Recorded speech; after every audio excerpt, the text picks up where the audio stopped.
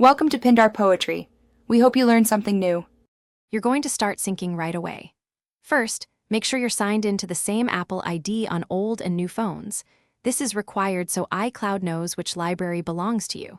Once done, connect both devices to a stable Wi-Fi network and keep them plugged in if possible. Syncing can take time. Now enable iCloud Photos on the old phone in settings so the library uploads. You want a complete upload before attempting transfer to the new phone. Next, you'll watch the library move. On the original device, open Photos and scroll to the bottom to confirm photos are uploading. That upload must finish or some items won't appear on the new phone. After you see uploads complete, turn on iCloud Photos on the new device. The photos will begin downloading from iCloud. If your new phone has limited storage, select Optimize iPhone Storage so full resolution files stay in iCloud, while smaller versions appear locally. Finally, verify the transfer and resolve common problems. Walk through albums to confirm live photos, videos, and edited images are present. Some changes sync later.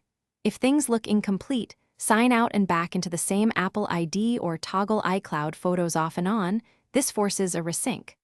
Also check iCloud storage. If you ran out of space, uploads may have stalled, so free space or upgrade.